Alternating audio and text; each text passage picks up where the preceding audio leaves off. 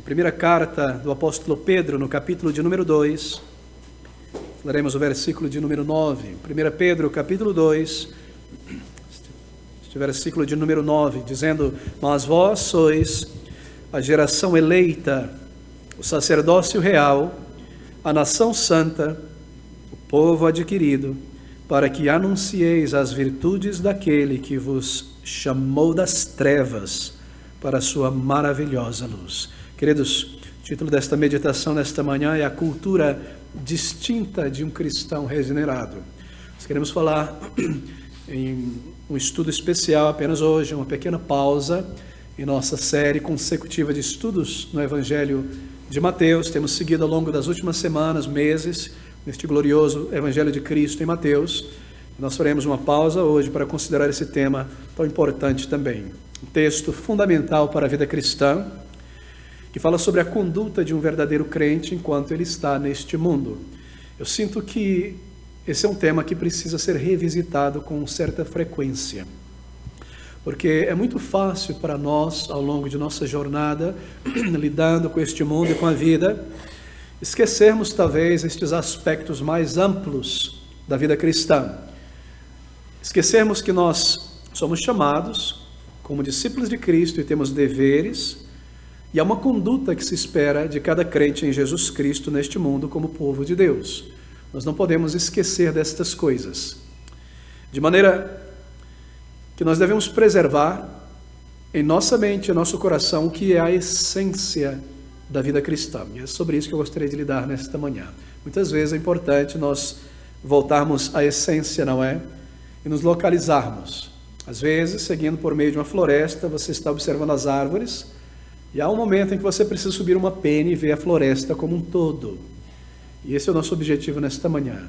Voltar a tocar na essência do cristianismo. Bem, deixe-me seguir direto para este versículo. Apenas um versículo nesta manhã, o versículo de número 9, onde Pedro diz, inspirado pelo Espírito: Mas vós sois a geração eleita, o sacerdócio real, a nação santa, o povo adquirido, para que anunciais as virtudes daquele que vos chamou das trevas para a sua maravilhosa luz. Bem, um versículo tremendo, um versículo que fala sobre privilégios surpreendentes que todo crente em Jesus Cristo possui. Mas vós sois a geração eleita. É um versículo, dentre muitos outros na palavra de Deus, que ensina que uma pessoa regenerada, um crente verdadeiro, possui uma cultura distinta neste mundo. Nós não somos como o mundo. E nós não devemos ser como evangélicos não convertidos, que se parecem mais com o mundo do que com Cristo Jesus, o Salvador. Cada crente deve viver de acordo com esta cultura distinta, a cultura cristã. Queridos amigos, o Senhor Jesus Cristo possui o seu povo dentre todas as culturas e nações ao longo de todas as épocas. Todavia, um crente em Jesus Cristo e a igreja do Senhor Jesus Cristo é um povo que está no meio de uma cultura, de uma nação, mas que possui a sua própria cultura.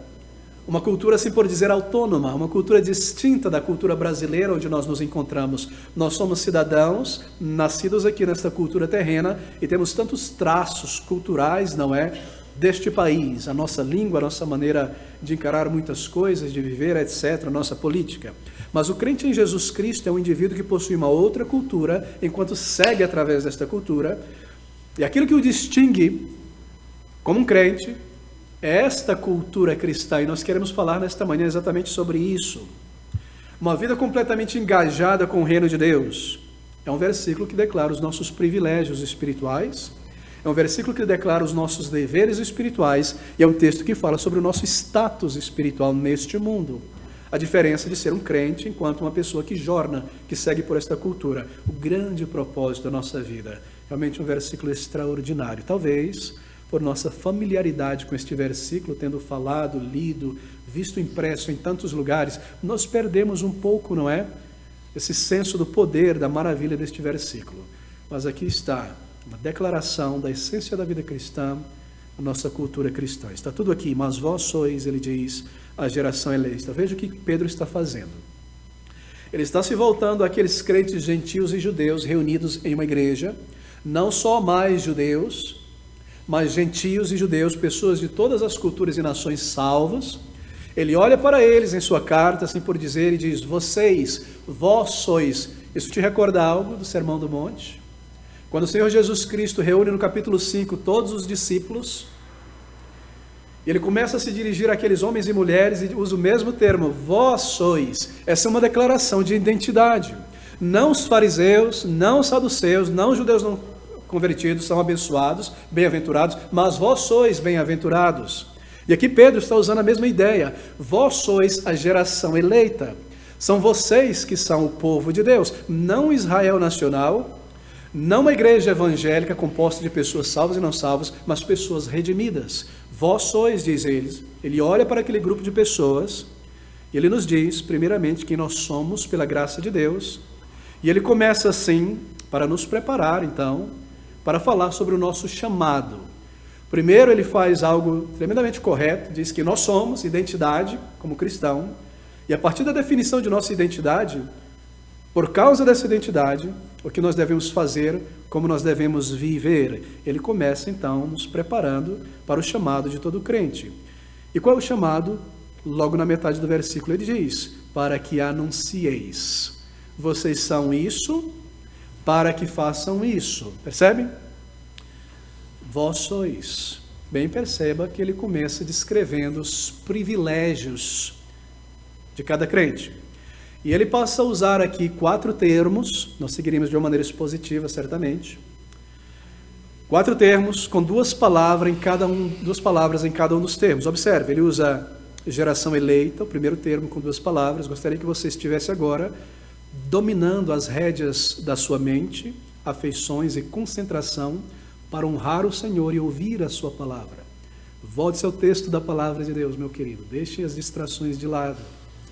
Ele diz, vós sois a geração eleita, sacerdócio real, segundo termo, 2 palavras, nação santa, povo adquirido.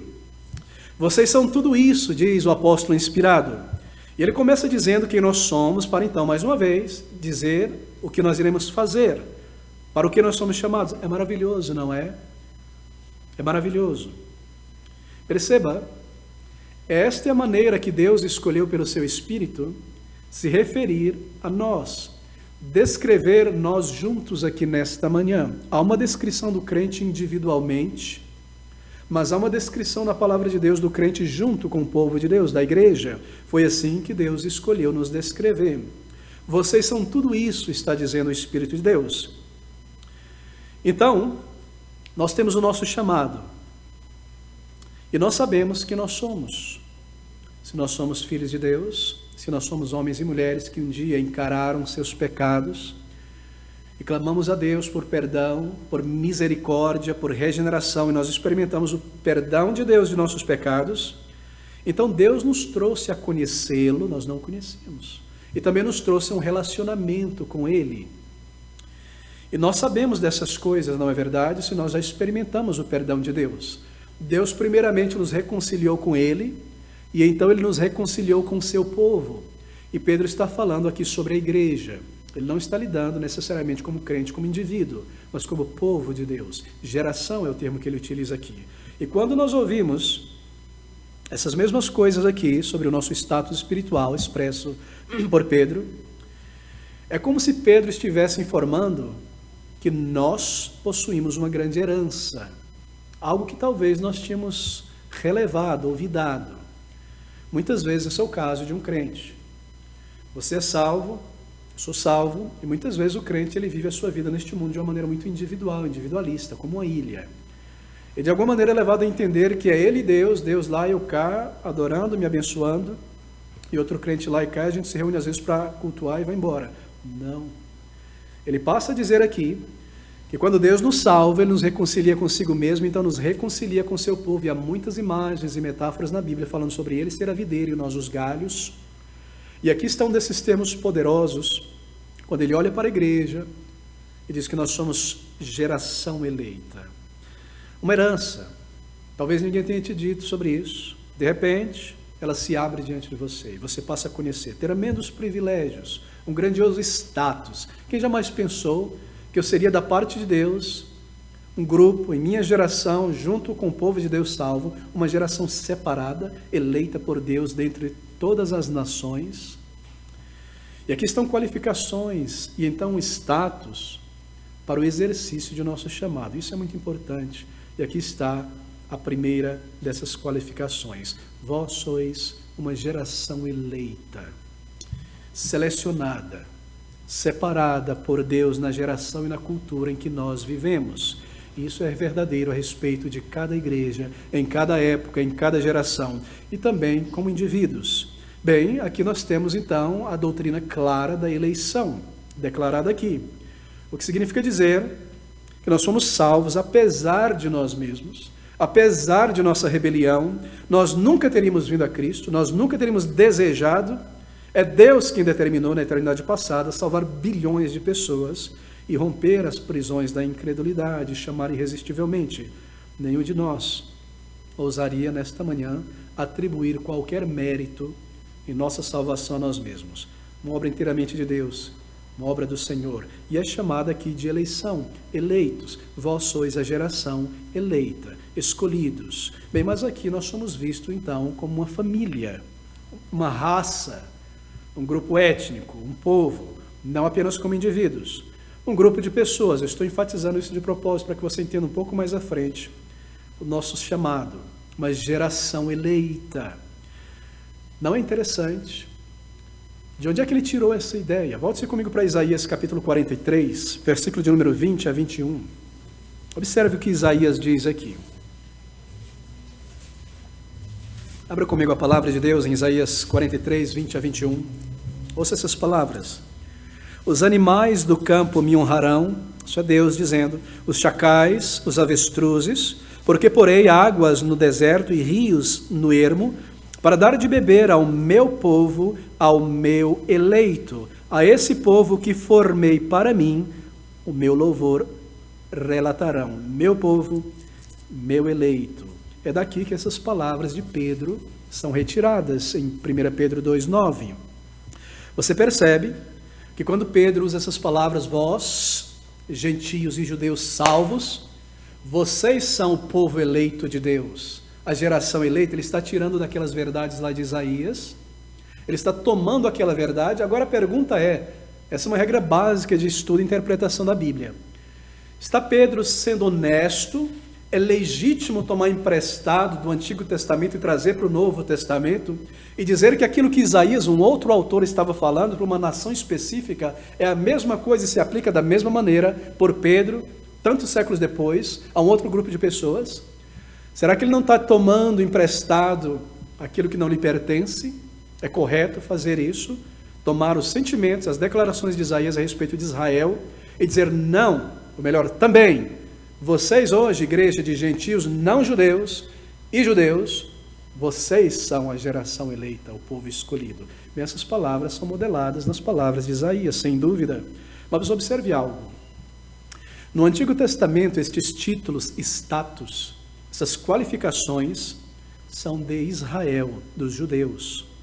As palavras da profecia foram inteiramente entregues para aquela nação dos judeus que estavam ali, entregues. Mas aqui no Novo Testamento, Pedro ele é inspirado pelo mesmo Espírito que inspirou Isaías, para tomar as palavras de Isaías, a mesma verdade, e aplicá-las à igreja, formada por gentios e judeus, e dizer, essas promessas são de vocês. Pedro não está escrevendo aqui para crentes judeus, mas para crentes gentios, judeus, samaritanos, árabes, etc., gregos, romanos. E ele diz, e por que vocês são crentes? Porque vocês, crentes, foram trazidos a Cristo. Vocês são parte da família de Deus. E essas palavras se aplicam a vocês, não necessariamente aos judeus étnicos. O que Isaías estava dizendo é que a geração eleita na antiguidade não era apenas o Israel nacional, mas o Israel salvo dentro de Israel. Não apenas o judeu de pedigree, descendente de Abraão biológico ou físico, mas aqueles que naquela nação creram como crente Abraão. Aquela era a geração eleita, sim, em um sentido nacional histórico. Os judeus, como nação, foram separados e eleitos por Deus. para receberem a lei, os profetas, em outras palavras, para serem o berço onde o Messias nasceria para ser o salvador de judeus e não judeus. Sim, foram a nação eleita.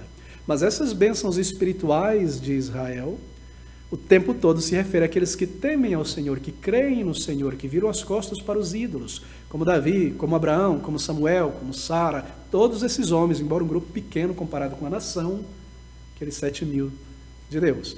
E Pedro, usando a mesma verdade, ele toma este termo e diz: vocês, gentios e judeus salvos, não Israel étnico, são a geração eleita. Percebe isso? Isso é muito importante.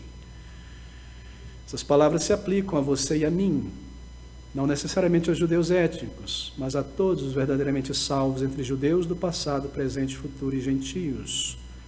Paulo faz o mesmo de muitas maneiras. Assim, querido amigo, nunca pense de si mesmo: oh, nós somos gentios brasileiros, gentios, cidadãos de segunda classe do reino de Deus. É o povo judeu que Deus ama. É o povo judeu que Deus que é a primeira classe. Nós, pobre de nós, somos um pequeno parêntesezinho. Deus decidiu lidar com a gente para causar ciúme apenas nos judeus, porque todo o plano dele é apenas para os judeus. Nunca pense assim, queridos amigos.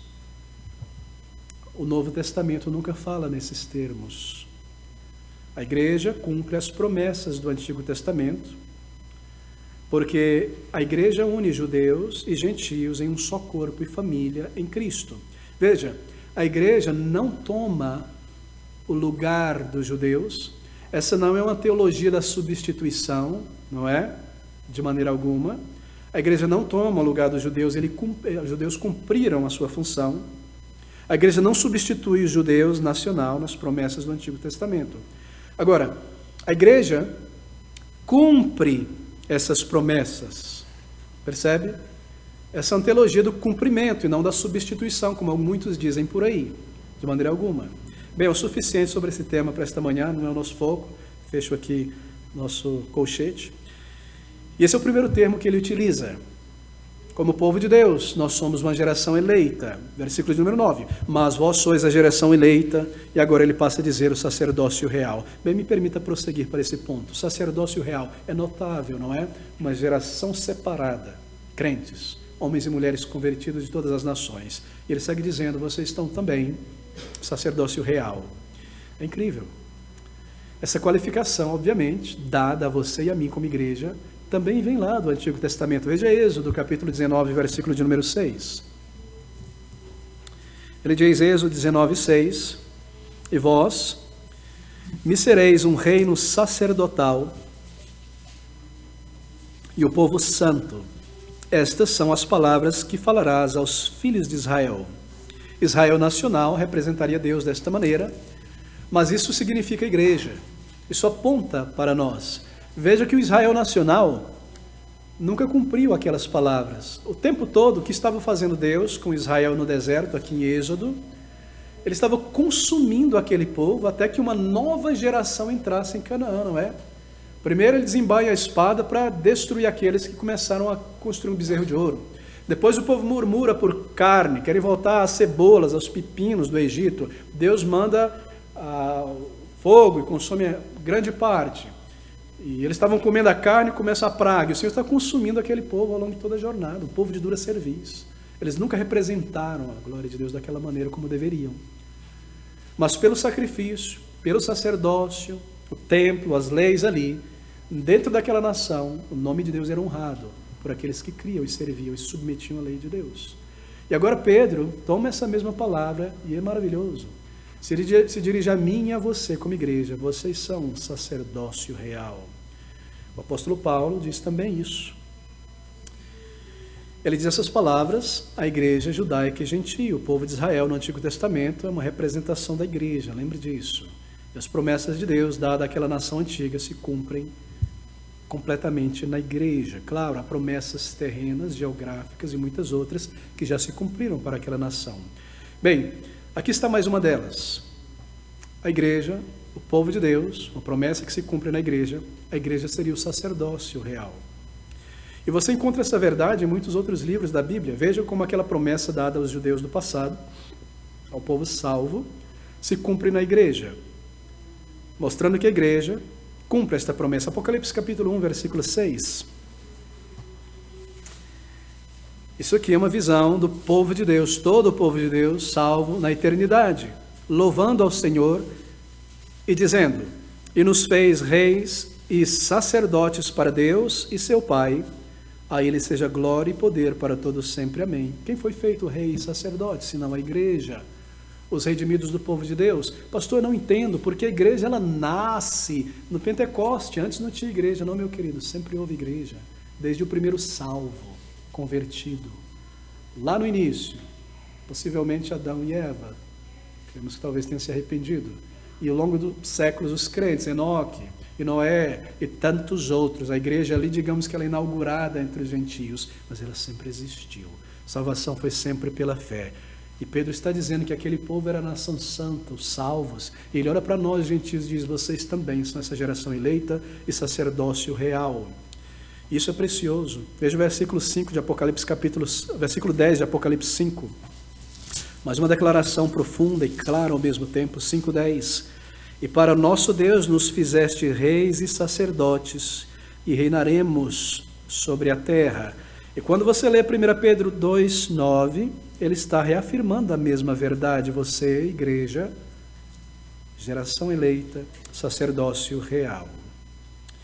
Algumas pessoas pensam que isso significa que nós somos sacerdotes do rei. Mas quando nós lemos lá em Apocalipse e em Êxodo, na verdade nós somos ambos, sacerdotes e reis. Não há contradição. O que isso significa? Que nós somos partes da realeza, do reino, do governo de Cristo. Significa que nós nos identificamos com Ele, o Rei, em todas as coisas.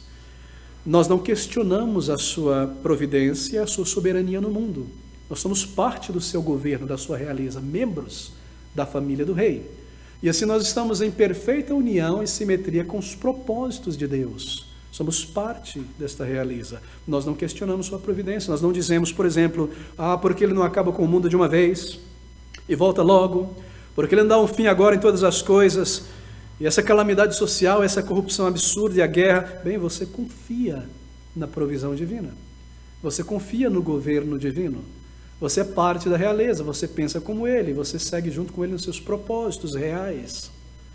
E se você é tomado por ansiedades, você não duvida do poder de Deus em tua vida e começa a dizer: Deus deveria ter feito assim, não daquela maneira. E Deus não deveria ter permitido que isso acontecesse. E Deus não deveria ter me esquecido isso e aquilo, porque em nunca duvidar de Deus, você está se identificando e compartilhando e endossando o seu reino. Você está dizendo, em outras palavras, amém para tudo aquilo que Ele faz, para tudo aquilo que Ele realiza. Nós confiamos em seus planos e nós nos gloriamos em tudo que Ele faz e nós compartilhamos então da glória final em seu retorno. De que maneira nós iremos reinar com o Senhor? Desta maneira, fazendo parte do seu reino. E de que maneira nós iremos julgar com o Senhor? Não diz a Bíblia que nós iremos julgar a terra e reinar com Ele? Da seguinte maneira: em todas as suas declarações nós diremos amém. E com Ele confirmaremos todas as coisas. É assim que nós reinamos com o Senhor e é assim que nós somos parte desta realeza. E é maravilhoso. Mas mesmo agora nesta vida, nós já compartilhamos em nossas vidas individuais e como crentes o reino de Cristo Jesus. Você não sabia, por acaso, que todas as vezes que nós vencemos uma tentação que se levanta dentro de nós para nos levar ao pecado, que se lança sobre nós, e conquistamos algum pecado, isso é uma expressão em nossas vidas do domínio do reino de Cristo. E nós compartilhamos nisso. Há uma conquista, não é? Há uma conquista divina em nossas vidas. Há uma conquista de Cristo em nossas vidas. E quando nós clamamos a Ele por sua ajuda no momento difícil, em qualquer situação, nós invocamos o seu reino. Venha o teu reino em minha vida. Seja feita a tua vontade. E quando a vitória contra o pecado, isso é uma marca e um sinal visível do domínio de Cristo e do seu reino em nossas vidas. Mesmo aqui, nós já experimentamos o reino de Cristo. Mesmo aqui, nós já somos reino e sacerdotes com o Senhor. Ele reina em minha vida, Ele domina e subjuga a minha velha natureza, este ego, esta natureza satânica, terrena. E você suplica ao Senhor, e as nossas vidas são conduzidas a Cristo. Ele reina em nossas vidas a partir da conversão. E assim nós temos parte no reino, e somos reino com Cristo Jesus. Mas nós não somos somente reis com Cristo, somos também sacerdotes. Vós sois a geração eleita, o sacerdócio real. Cada crente em Jesus Cristo foi ordenado por Cristo como um sacerdote. Essa é a nossa posição, meu querido. Você não precisa de um pastor para perdoar os teus pecados e te conduzir a Deus, nem um padre, nem um intermediário humano. O sacerdote, o que ele fazia? Bem, o sacerdote era alguém que representava Deus aos homens e os homens a Deus. Nós falamos de Deus às pessoas, nós levamos a mensagem de Cristo às pessoas, e então nós representamos a miséria e os dilemas das pessoas diante de Deus em intercessão. Nós somos sacerdócio real. E quando nós oramos por elas, e todos deveriam estar orando em seu exercício de sacerdócio real. Assim, por meio de Cristo, nosso sumo sacerdote, nós também somos com ele sacerdotes. E o sacerdote, ele realiza obras religiosas aprazíveis a Deus, obras santas, isto é, querido amigo, não salvo. Ele não tem esse privilégio, não é lhe dado este direito. Antes da conversão, o que nós precisamos é do lavar regenerador do Espírito, das nossas manchas. Mas agora, como sacerdotes, nós realizamos obras santas para Ele e por meio dEle. E como sacerdotes de um Deus santo e justo, nós estamos sempre apostos, sempre em nosso trabalho, sempre representando Deus, a quem nós pertencemos, mostrando e expressando um caráter cristão. Nós reinamos com Ele e nós somos sacerdotes com Ele. Mas veja como essas palavras seguem em frente. Vocês são, diz ele, geração eleita, sacerdócio real e também uma nação santa, pessoas consagradas. Sagrado é o significado aqui desta palavra. Sacerdócio real, nação santa.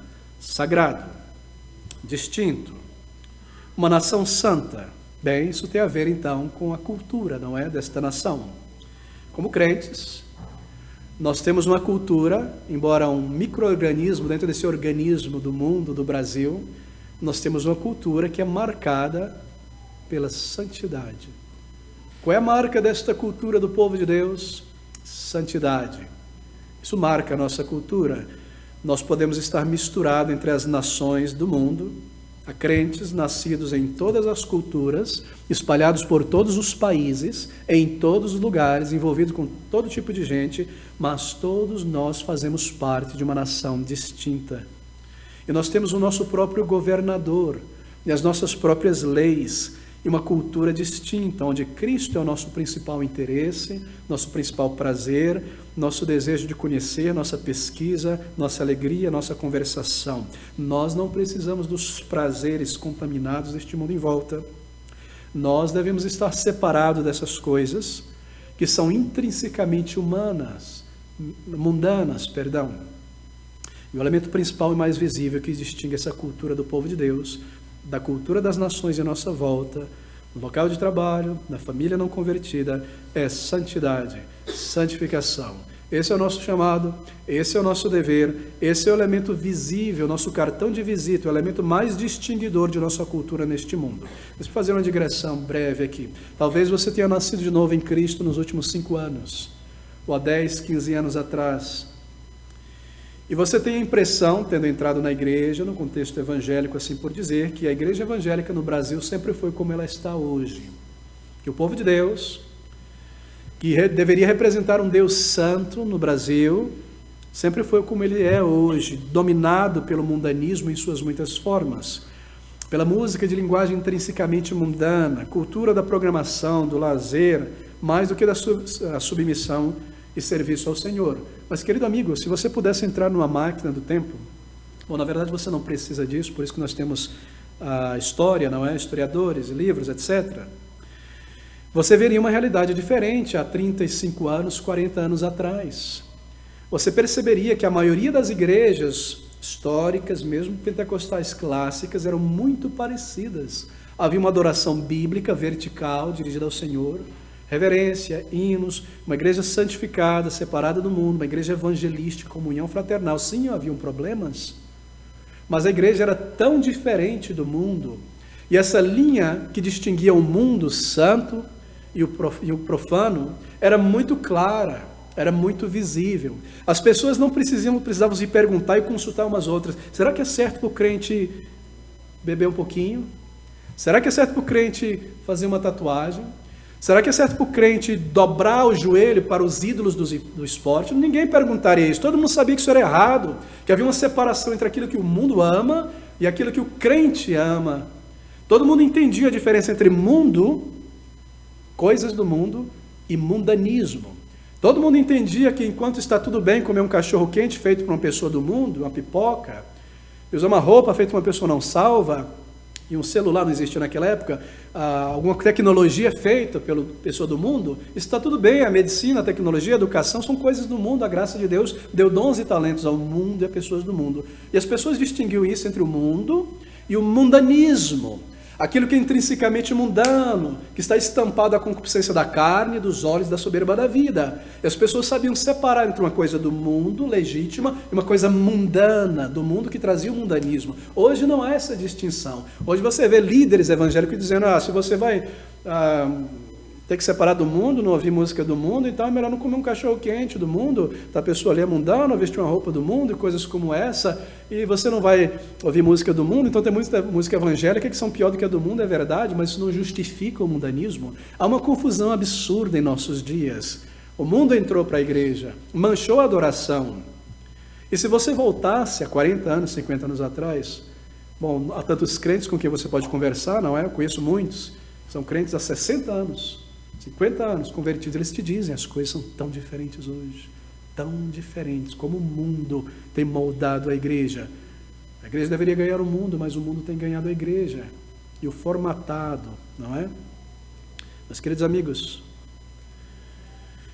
nós estamos neste meio, crentes individuais, supostamente adotando as características intrínsecas do mundano, o estilo visual característico de uma cultura rebelde e sensual, roupas sensualizadas, sugestivas e tudo aquilo que é mundano. O que aconteceu em nosso meio é que estes movimentos ditos reformados em alguns aspectos, como o neocalvinismo, eles confeccionaram um carimbo, não é? E esse carimbo é santidade, ou reformado. Então eles vão carimbando o mundo de reformado e santificado para trazer o mundo para as suas vidas, não é? É isso que nós vemos hoje. Tudo agora é santo, tudo agora é reformado. E o mundo entra na igreja por esses argumentos. Entretenimento hollywoodiano dentro da igreja, alimentando suas mentes com música que enaltecem o ego e projetam o ego. Idolatria esportiva, materialismo exacerbado, carreirismo. Mas isso nunca foi assim, amigos. Sim, havia esses elementos no passado, nós estamos falando sobre a intensidade dessas coisas em nossos dias. Você conversa com esses irmãos mais antigos, e você lê sobre como era a cultura do povo de Deus nesse período, e lê as revistas, os jornais das denominações no passado, e descobre que era muito, muito diferente do que é hoje. Porque ninguém fazia uso da cultura pop e do entretenimento nas igrejas. E ninguém tomava emprestado do mundo em volta e introduzia nas igrejas da forma como é hoje. Sim, sempre havia uma igreja, um outro grupo que o fazia, mas a maioria do povo de Deus não fazia isso. Mesmo quando a cultura pop ainda era bem mais inocente do que hoje, não é? E você ouve as músicas seculares de 60 anos atrás, você dá risada, não é? Tão juvenis, não é? A rebeldia de 60 anos atrás, quando comparada com a malícia e a sujeira da rebelião de nossos dias. Mas mesmo assim, as igrejas não tomavam emprestado do mundo e usavam no culto a Deus. E hoje você tem teólogos que gostam de mudar isso aí. E dizer, Lutero dizia assim, Lutero, falando sobre a música, não é? Por que o diabo, só ele tem que ter os bons tons, as boas melodias, não é? Eles dizem, por que só o diabo tem que ter o blues, o jazz, o rock and roll, o funk, o smurf, o que quer que seja? Porque a gente não pode usar bom, isso é uma opinião pessoal. Mas o que eles esquecem de dizer é que quando Lutero disse isso, porque somente o diabo deve ter as boas melodias, ele se referia à Igreja Católica e não ao mundo. E esses crentes desta época, 40, 50 anos atrás, diziam: ninguém precisava te dizer, nós não fazemos isso ou aquilo, nós não ouvimos isso ou aquilo, frequentávamos isso ou aquilo, trazemos para dentro da igreja isso ou aquilo, e nos envolvemos com todo tipo de questão subversiva, porque era natural para o povo de Deus se afastar destas coisas do mundo. Era parte da cultura distintiva do povo de Deus, e as igrejas locais eram distintas do povo de Deus. O povo de Deus recebia chacota, não é? Os bíblias, porque para a igreja com a Bíblia debaixo do braço, distinto, a maneira distinta de conversar, de se vestir. Na América Espanhola eram chamados de os aleluias, ainda hoje. Isso acabou, porque hoje nós somos ensinados a ser como o mundo, para atrair o mundo e dar o mundo para eles dentro da igreja, para mantê-los na igreja. Amigos, era parte da cultura cristã. As pessoas tinham gozo e alegria em ser daquela maneira, não era um peso para elas serem diferentes. Era grande, grande alegria para elas serem assim. E elas amavam coisas gloriosas e santas e elevadas do povo de Deus, coisas profundas. Mas a coisa curiosa é que a partir então aí dos anos 60, quando chega ao Brasil a cultura permissiva da rebeldia, tudo se tornou, não é, sensual e mundano. E a permissividade sensual, sexual, passa a ser promovida abertamente em programas de televisão. E a droga eufórica, como alguém tem chamado, da música, começou a tomar conta de tudo. Foi somente então, depois dessas ondas bravas de mundanismo, batendo contra a igreja, que um número de cristãos decidiu abandonar 19 séculos e meio de separação do mundo e abraçar e adaptar o mundo para dentro das igrejas com seus elementos caracteristicamente mundanos. Bem, você deveria saber isso, eu fecho aqui mais uma vez, e ser informado sobre isso, porque são muitos os crentes que não parecem perceber que a igreja nunca foi como é, e não percebem como a cultura cristã tem sido alterada gradativamente nas últimas 3, 4 décadas no Brasil. E a igreja enterrou um pé profundamente no mundo. Isso é uma tragédia. Mas você deveria estar apercebido disso, que o mundanismo presente nas igrejas hoje, em suas várias formas, não é parte da cultura distintiva do povo de Deus, e não pode ter lugar nas verdadeiras igrejas do povo de Deus. E é isso que o apóstolo inspirado está dizendo aqui no versículo 9: vós sois uma nação santa. A igreja é uma nação dentro desta nação, enquanto a característica dessa nação brasileira é impiedade, imoralidade, a da igreja deve ser santificada, diferente do mundo, separado do mundo. Nós fazemos muitas das coisas que o mundo faz, mas a nossa maneira deve ser santificada, bíblica, separada, uma nação santa. Mas agora veja esse termo, ele diz ainda: vós sois o povo adquirido, e logo na sequência ele diz o porquê nós somos tudo isso. Um povo adquirido. Algumas traduções trazem um povo peculiar. Uma palavra um tanto estranha em português, né? Quando você diz que alguém é peculiar, é que a pessoa é assim meio diferente, né, das demais. Mas é isso que nós somos. Um povo peculiar, um povo típico ou característico. Nós somos diferentes, não tenha medo de ser peculiar. Que as pessoas torçam o olho para você por ser diferente, porque você tem um padrão de santificação. É uma palavra maravilhosa, na verdade, quando você entende o significado dela. Veja Êxodo, capítulo 19, agora o versículo 5. Agora, pois, se diligentemente ouvirdes a minha voz e guardardes a minha aliança, aí então sereis a minha propriedade peculiar dentre todos os povos, porque toda a terra é minha. Palavras tão gráficas, não é? Você percebe o condicional, essa é a palavra traduzida aqui em 1 Pedro 2,9, na Septuaginta e aqui no grego também. Um povo único, uma aquisição única, uma aquisição, ele comprou pelo sangue de Cristo. Ele olhou para aquela aquisição, ele amou, ele comprou. Se vós fostes assim, assim sereis o meu povo. Em Malaquias, nós somos descritos como joias. pedras preciosas compradas por Cristo. Um povo precioso, particular, propriedade divina, mas para quê?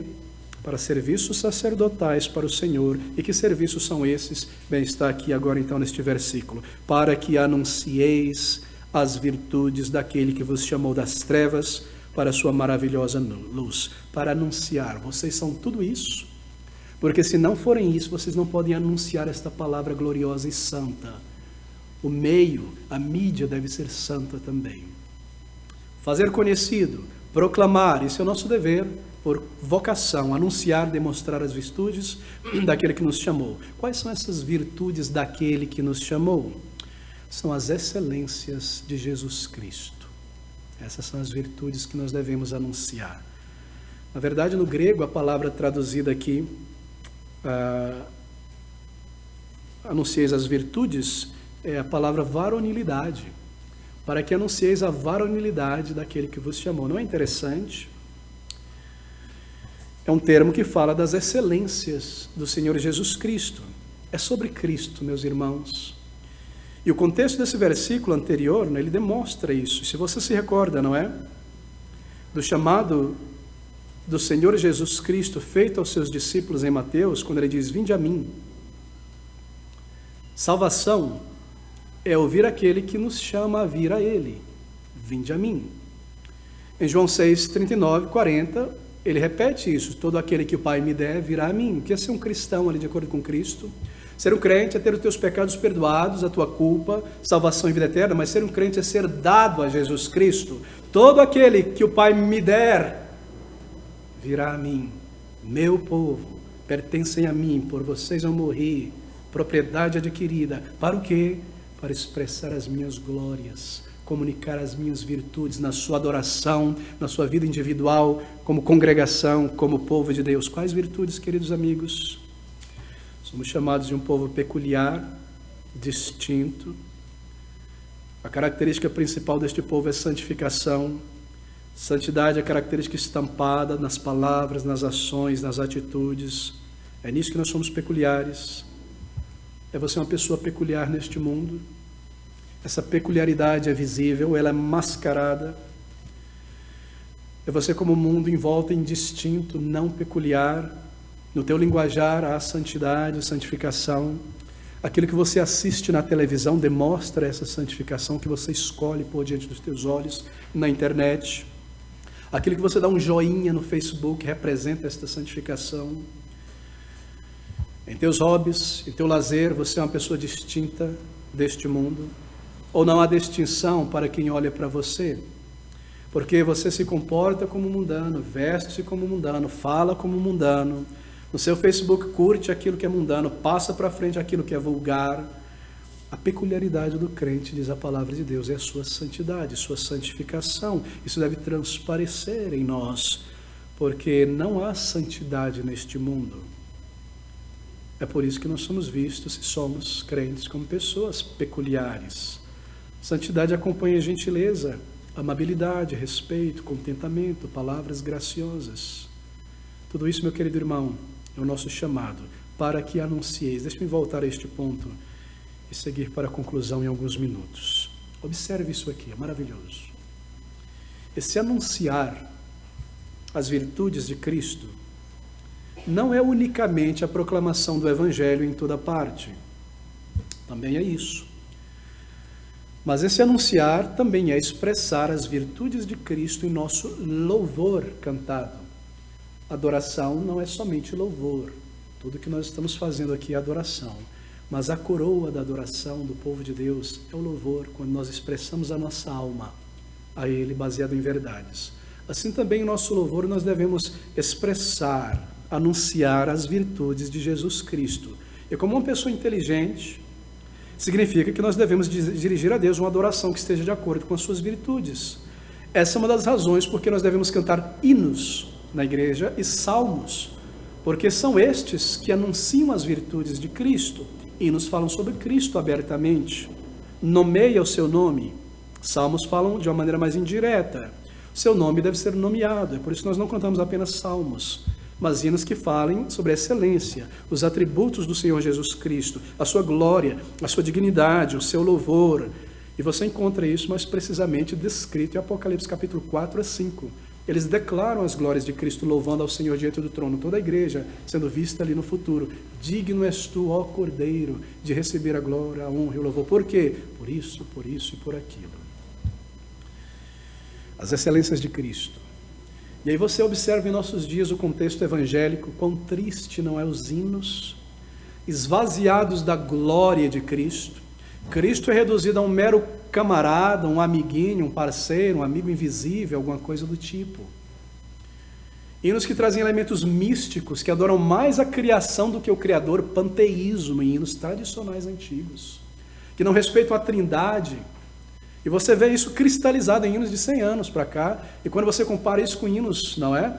Ou músicas dos dias de hoje, louvores evangélicos, supostos cânticos, você não vê essa glória, esses atributos, essa dignidade do Senhor Jesus.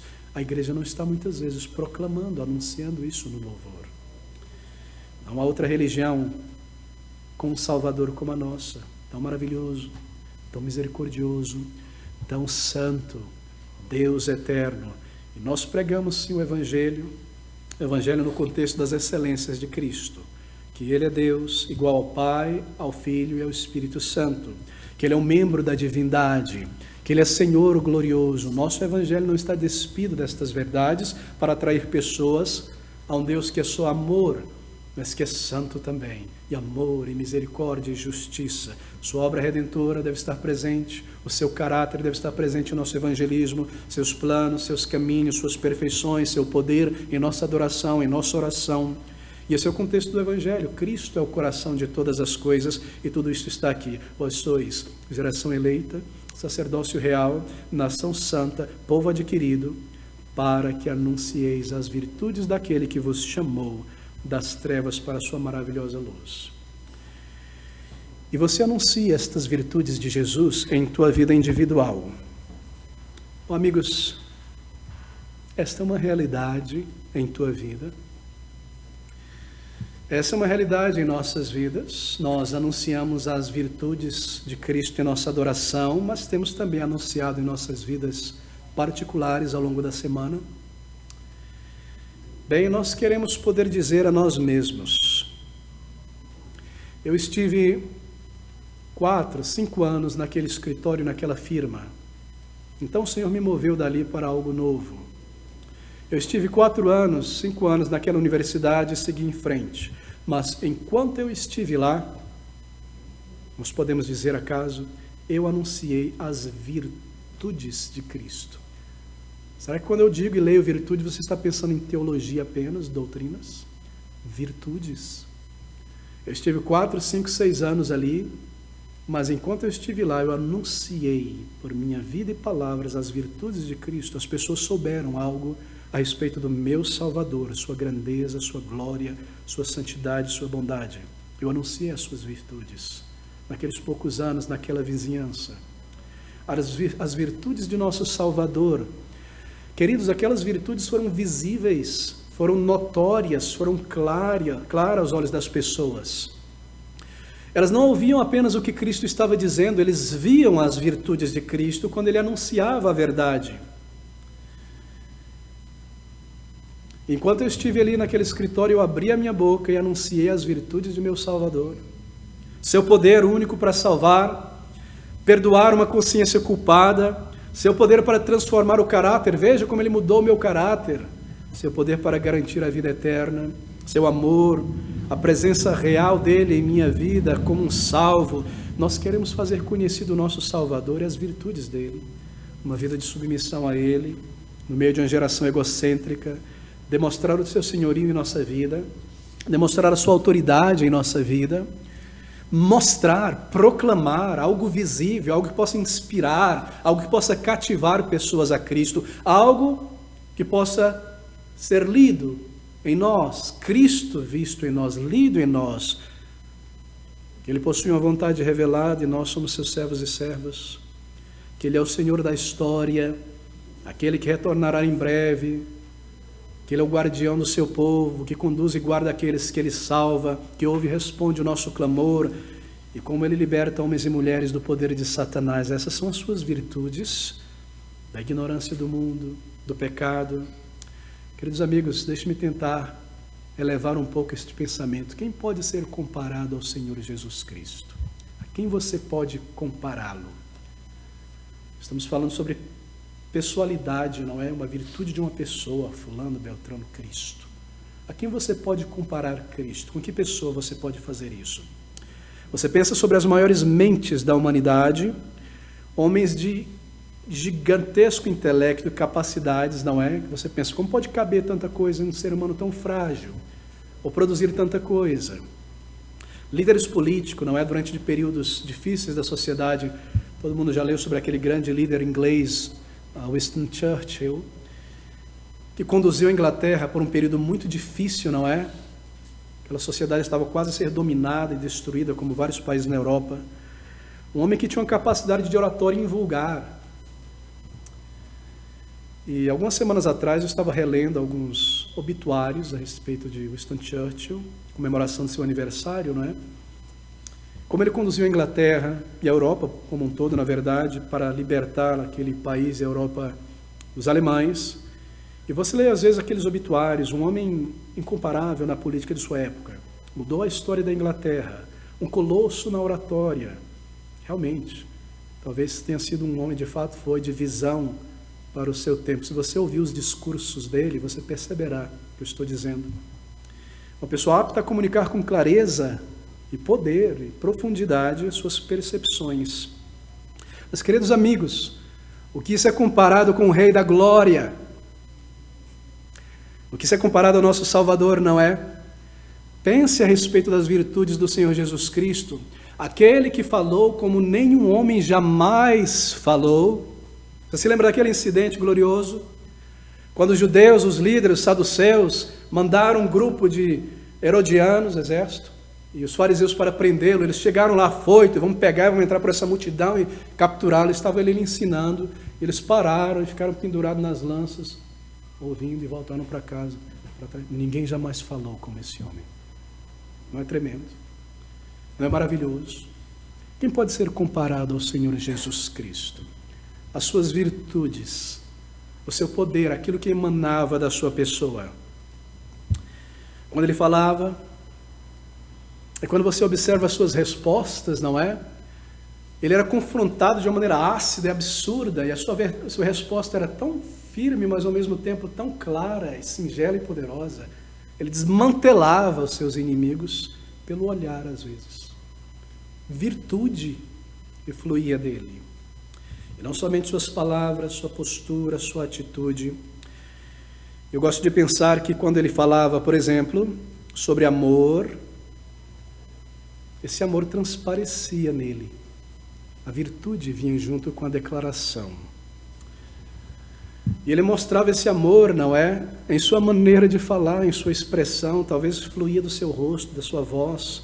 E quando ele falava sobre justiça e sobre santidade, a sua própria pessoa emanava isso. As virtudes do Senhor Jesus Cristo, quão grandes são, não é? E quando você começa, então, quando comparado a Cristo, a conhecer aquelas pessoas que você admira, grandes homens, e você é cativado por essas pessoas, não é? E você compra uma biografia dele, e você começa a ler aquela biografia, ou você trabalha com ele, com ela, convive, você descobre uma miríade de defeitos e de falhas naquele grande homem, naquela grande mulher. Não é verdade? Você chega mais perto, mas quem jamais poderia ser comparado ao Senhor Jesus Cristo? São as virtudes de Cristo que nós anunciamos.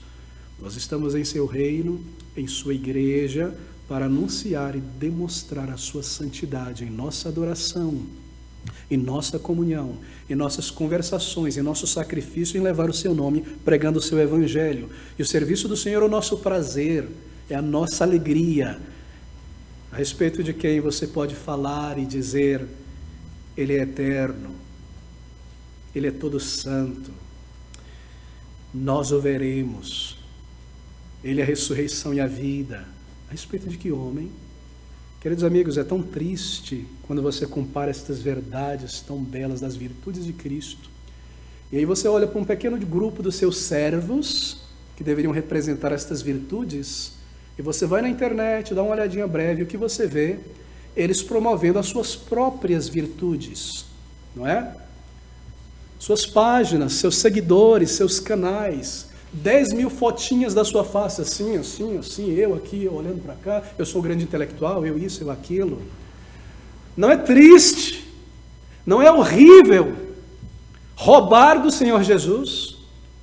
Será que você vê estampado em alguns desses líderes cristãos aquela grande bandeira insígnia de João Batista? É necessário que ele cresça e que eu diminua? Será que alguém pode se enganar com certos líderes e segui-los quando você vê-los roubando de Cristo e proclamando as suas virtudes, suas frases de efeito, seu intelecto? Coisas absurdas. Que geração é essa? Nós somos a geração eleita, diz o Salvador.